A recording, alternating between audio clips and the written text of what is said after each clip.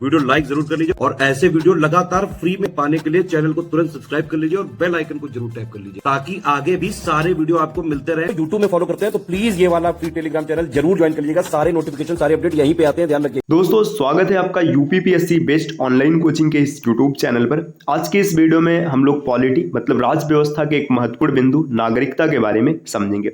नागरिकता इसको संविधान के भाग 2 में अनुच्छेद 5 से 11 के मध्य में रखा गया है। देखिए जो अनुच्छेद है 5, 6, 7, 8, 9, 10, 11 हम लोग इसे वीडियो के लास्ट में देखेंगे।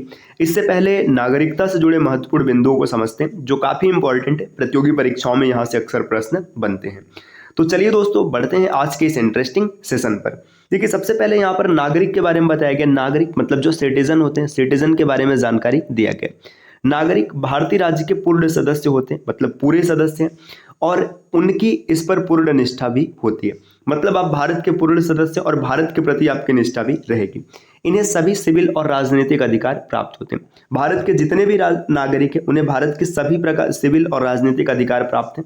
दूसरी ओर जो विदेशी हैं, किसी अन्य राज्य के नागरिक होते हैं, जैसे किसी दूसरे देश से आए हुए व्यक्तियों को विदेशी कहा जाएगा, इसलिए उन्हें सभी नागरिक व राजनीतिक अधिकार प्राप्त नहीं होते। इन्हें दो श्रेणियों में रखा गया, एक विदेशी मित्र है और दूसरा विदेशी शत्रु है। विदेशी मित्र से तात्पर्य वे होते हैं जिनके भारत के साथ सकारात्मक संबंध होते हैं, मतलब भारत के साथ अच्छे संबंध है तो आपके विदेशी मित्र हैं। विदेशी शत्रु होते हैं जिनका भारत के साथ युद्ध चल रहा हो, उन्हें कम अधिकार प्राप्त होते हैं, वे गिरफ्तारी और नजरबंदी के विरुद्ध सुरक्षित नहीं होते। जैसे पाकिस्तान, देखिए पाकिस्तान भारत का एक शत्रु है, विदेशी शत्रु है, तो पाकिस्तान के जो नागरिक है उन्हें नजरबंदी के अधिकार प्राप्त नहीं, अनुच्छेद 22 के तहत ये प्रावधान किया गया। अब यहाँ पर कुछ पॉइंट बताए जा रहे हैं। देखिए भारतीय संविधान जो है नागरिकों को निम्नलिखित अधिकार एवं विशेषाधिकार प्रदान करता है जो विदेशियों को नहीं है। सबसे पहला क्या है? धर्म, मूल वंश, जाति, लिंग या जन्म स्थान के आधार पर भेदभाव नहीं किया जाएगा। अनुच्छेद 15 में इसका प्रावधान किया गया कि किसी भी भारतीय नागरिक के साथ धर्म हो गया, मूल वंश हो गया, जाति है, लिंग है, जन्म स्थान के इस आधार पर कोई भी भेदभाव नहीं किया जाएगा। इसका प्रावधान अनुच्छेद 15 में किया गया। अच्छा, यहाँ पर आपके मन में एक सवाल उठेगा कि फिर भाई जब हम लोग फॉर्म फिल करते हैं, जैसे कोई भी फॉर्म फिल किया जाता है तो उसमें जाति के आधार पर भेदभाव किया जाता है, लिंग के आधार पर भेदभाव किया जाता है, महिला और पुरुष के लिए होता है ना। तो ये देखिए जो कुछ प्रावधान है ये अलग तरीके से किए गए, 15A 15B उस तरीके के, तो उन्हें हम लोग जब अनुच्छेद पढ़ेंगे तो विस्तार से समझते हुए चलेंगे। आगे यहाँ पर दिया लोक नियोजन के विषय में समता का अधिकार। लोक नियोजन मतलब सरकारी नौकरी। देखिए यहाँ पर आ गया ना जो सरकारी नौकरी की बात है, लोक नियोजन ये अनुच्छेद 16 में है। तो इसका प्रावधान किया गया कि भाई सरकारी नौकरी के लिए कोई भी भेदभाव नहीं किया जाएगा। वाक स्वतंत्र एवं अभिव्यक्ति की स्वतंत्रता, सम्मेलन, संघ, संचरण एवं निवास, व्यवसाय की स्वतंत्रता अनुच्छेद 19 में है। ये सब भारतीय नागरिकों को प्राप्त अधिकार हैं। संस्कृति और शिक्षा संबंधी अधिकार अनुच्छेद 29 से और 30 में बताया गया। लोकसभा और राज्यसभा या विधानसभा चुनाव में मतदान का अधिकार है। संसद एवं राज्य विधानमंडल की सदस्यता के लिए चुनाव लड़ने का अधिकार है। सार्वजनिक पद जैसे राष्ट्रपति, उपराष्ट्रपति, उच्चतम एवं उच्च न्यायालय के न्यायाधीश, राज्यों के राज्यपाल, महान्यायवादी एवं महाधिवक्ता की योग्यता रखने का अधिकार है। तो ये सब अधिकार सिर्फ भारतीय नागरिक को प्राप्त है। देखिए धर्म, मूल वंश, जाति इन सब के आधार पर भेदभाव नहीं होगा। लोक नियोजन में अवसर की समानता होगी, बोलने की स्वतंत्रता होगी, विचार की अभिव्यक्ति की स्वतंत्रता है, कहीं भी आने जाने की स्वतंत्रता है, संस्कृति और शिक्षा के संबंधित में आपको अधिकार मिले। लोकसभा राज्यसभा का जो चुनाव इसमें आप वोट डाल सकते हैं, चुनाव लड़ सकते हैं। राष्ट्रपति, उपराष्ट्रपति, न्यायाधीश, महान्यायवादी, राज्यपाल ये सब पद के लिए भी आपके पास अधिकार है। उपरोक्त अधिकार के साथ नागरिकों को भारत के प्रति कुछ कर्तव्यों का भी निर्वहन करना होता है। उदाहरण के लिए कर भुगतान, जैसे आप भारत के नागरिक है तो आपको टैक्स देना पड़ेगा। राष्ट्रीय ध्वज एवं राष्ट्रगान का सम्मान करना, देश की रक्षा करना, ये सब आपके मूल कर्तव्य हैं। भारत में नागरिक जन्म से या विदेश में जन्म लेने के पश्चात भारत की नागरिकता ग्रहण कर ले तो उसे माना जाता है। देखिए वो राष्ट्रपति बनने की योग्यता रखते हैं, जबकि अमेरिका में केवल जन्म से ही नागरिक राष्ट्रपति बन सकते हैं।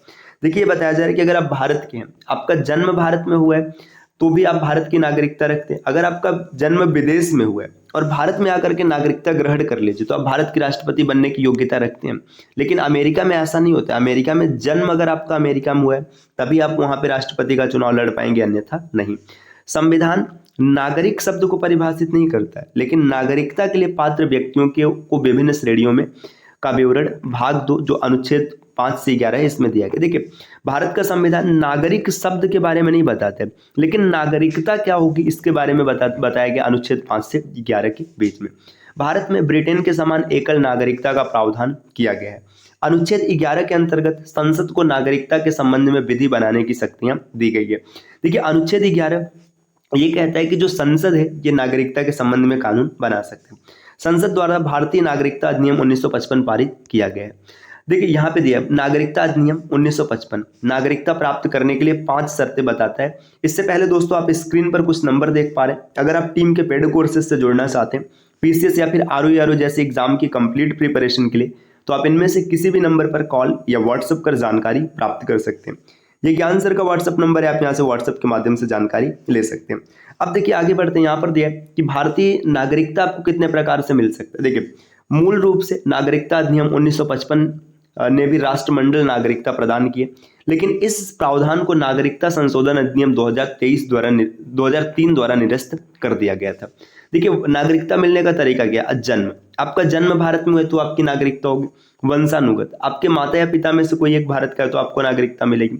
पंजीकरण, आप भारत के नहीं, आप रजिस्ट्रेशन के माध्यम से नागरिकता प्राप्त कर सकते हैं।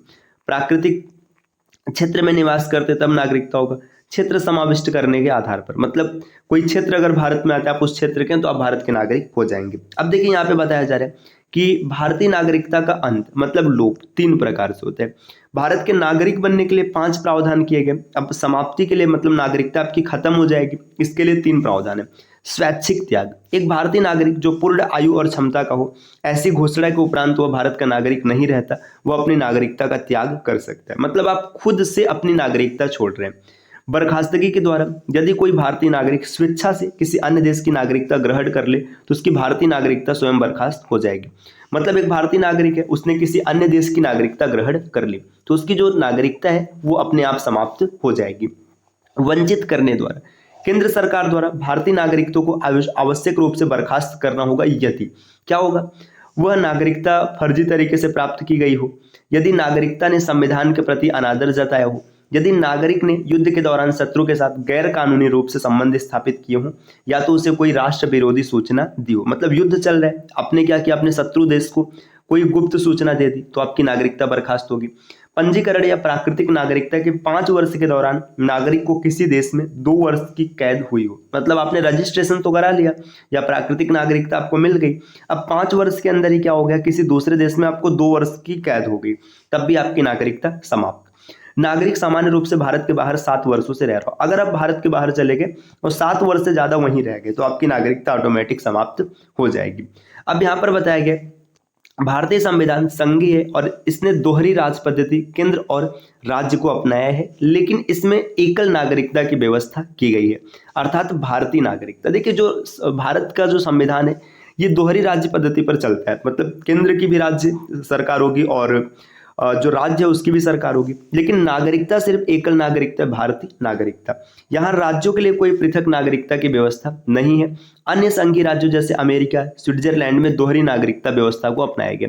जैसे अगर अमेरिका में है तो वहाँ पे दोहरी नागरिकता, अब राज्य के भी नागरिक हैं और साथ ही साथ देश के भी नागरिक हैं, लेकिन भारत में ऐसा नहीं है। भारत में सिर्फ देश की नागरिकता, एकल नागरिकता है। अनुच्छेद 15, किसी भी नागरिक के खिलाफ धर्म, मूल वंश, जाति, लिंग, जन्म स्थान या निवास के आधार पर भेदभाव का नहीं होगा, इस पर प्रतिबंध लगाया गया। इसका अभिप्राय है कि निवास के आधार पर राज्य किसी को विशेष अनुमति दे सकते हैं जो कि संविधान द्वारा किए गए अधिकारों की सीमा क्षेत्र में आने वाला मामला न हो। उदाहरण के लिए एक राज्य अपने निवासियों के लिए शैक्षणिक शुल्क में छूट प्रदान कर सकता है। तो ये सब विस्तार से हम लोग आगे समझेंगे। भारत का संविधान का अनुच्छेद 11 घोषित करता है कि संसद के पास कानून बनाकर नागरिकता अधिकार को विनियमित करने की शक्ति होगी। इस शक्ति का प्रयोग करके संसद नागरिकता अधिनियम 1955 अधिनियमित किया, जो कि नागरिकता के अधिग्रहण और समाप्ति का प्रावधान देता है। देखिए, ये संसद के पास शक्ति है कि आप नागरिकता के संबंध में कोई भी नियम बना सकते हैं। इसी का प्रयोग करते हुए भारतीय नागरिकता अधिनियम 1955 पारित किया गया। केंद्र सरकार ने इस अधिनियम की धारा 18 के तहत अपनी शक्ति का प्रयोग करते हुए नागरिकता नियम 2009 और नागरिकता संशोधन अधिनियम 2015 बनाया। अनुच्छेद 11 के अनुसार केवल संसद ही नागरिकता के अधिग्रहण और समाप्ति के संबंध में प्रावधान कर सकती है। मतलब इसमें यह बताया गया कि सिर्फ संसद ही ऐसे प्रावधान कर सकती है नागरिकता के संबंध में। आगे बताया जो नागरिकता अधिनियम 1955 की धारा 5 है, एक ए के तहत पंजीकरण द्वारा नागरिकता प्राप्त करने के लिए भारतीय मूल के व्यक्ति को 7 साल के लिए भारत में सामान्य रूप से निवास करना चाहिए। देखिए, अगर आपने रजिस्ट्रेशन कराया और रजिस्ट्रेशन के बाद आप भारतीय नागरिक बनते हैं तो आपको कम से कम 7 साल तक भारत में रहना पड़ेगा। नागरिकता को संविधान के तहत संघ सूची में सूचीबद्ध किया गया। इस प्रकार यह संसद के अनन्य अधिकार क्षेत्र में, जो नागरिकता है ये संघ सूची का विषय है, इसलिए ये किसके क्षेत्र में चला जाता है, ये संसद के अनन्य अधिकार क्षेत्र में है। अब यहाँ पे दिया संवैधानिक प्रावधान भाग 2 के अनुच्छेद 5 से 11 तक की नागरिकता। देखिए, यह केवल उन व्यक्तियों की पहचान करता है जो इसके आरंभ में यानी 26 जनवरी 1950 तक क्या है भारत के नागरिक बन गए थे। न तो कोई स्थायी और न ही कोई विस्तृत प्रावधान है। यह इसके प्रारंभ होने के बाद नागरिकता के अधिग्रहण के लिए हानि की समस्या से निपटता नहीं है। नागरिकता से संबंधित मामले पर कानून बनाने के लिए संसद को अधिकार दिया गया। दोस्तों, यहाँ पे नागरिकता से जुड़े जितने भी तथ्य थे इन लोगों के बारे में, इनके बारे में हम लोगों ने समझ लिया। अगली क्लास में मूल अधिकार की चर्चा करेंगे, लेकिन एक चीज यहाँ पे छूट रहा है। मैंने स्टार्ट में बताया था कि अनुच्छेद 5 से 11 तक जिन तथ्यों की बात की गई वो, तो चलिए हम लोग देख लेते हैं 5 से 11 तक किन बिंदुओं की बात किया गया। तो अगर आप देखेंगे 5 से 11 तक में, तो यहाँ पे 235 है, ये 146 रहा, 25। देखिए यहाँ पे जो अनुच्छेद 5 है, अनुच्छेद 5 में क्या बताया गया कि संविधान के प्रारंभ में नागरिकता का प्रावधान किया गया। अनुच्छेद 6 बताता है पाकिस्तान से भारत को प्रव्रजन करने वाले कुछ व्यक्तियों के नागरिकता के अधिकार। आगे है पाकिस्तान को प्रव्रजन करने वाले कुछ व्यक्तियों को नागरिकता के अधिकार। देखिए, पाकिस्तान से भारत, ये पाकिस्तान से भारत आए हैं, उनकी नागरिकता कैसे बनेगी, और पाकिस्तान को मतलब ये पाकिस्तान चले गए, इनके नागरिकता के अधिकार। भारत से बाहर रहने वाले भारतीय मूल के कुछ व्यक्तियों के नागरिकता के अधिकार, जो भारत के बाहर रहते हैं उनके नागरिकता के संबंध में प्रावधान जो है अनुच्छेद 8 में किया गया। अनुच्छेद 9 में विदेशी राज्य की नागरिकता स्वेच्छा से अर्जित करने वाले व्यक्तियों की नागरिकता न होना। अगर किसी ने विदेशी राज्य की नागरिकता ले ली अपनी स्वेच्छा से तो उसकी नागरिकता के संबंध में प्रावधान बताया गया। अनुच्छेद 10 में नागरिकता के अधिकारों का बना रहना, जैसे जो नागरिकता है उसका अधिकार बना रहना, यह अनुच्छेद 10 में। और 11 में तो हम लोगों ने पीछे ही पढ़ रखा है कि संसद द्वारा नागरिकता के अधिकार में विधि बनाया जा सकता है। तो दोस्तों, ये नागरिकता संबंधित प्रावधान रहे जिनके बारे में हम लोगों ने समझ लिया। क्लास कैसी लगी कमेंट करके जरूर बताइएगा। और साथियों, अगर आप RO UPPSC या फिर किसी भी एग्जाम की प्रिपरेशन कर रहे हैं तो आपको स्टडी फॉर सिविल सर्विसेज के पेड कोर्सेज को जरूर फॉलो करना चाहिए, जिसके लिए स्क्रीन पर दिख रहे नंबर पर आप कॉल या व्हाट्सएप कर जानकारी प्राप्त कर सकते हैं। ये ज्ञान सर का व्हाट्सएप नंबर है, आप यहाँ से व्हाट्सएप के माध्यम से जानकारी ले सकते हैं। मिलते हैं साथियों आपसे नेक्स्ट वीडियो में कुछ नए इन्फॉर्मेशन के साथ। तब तक के लिए नमस्कार।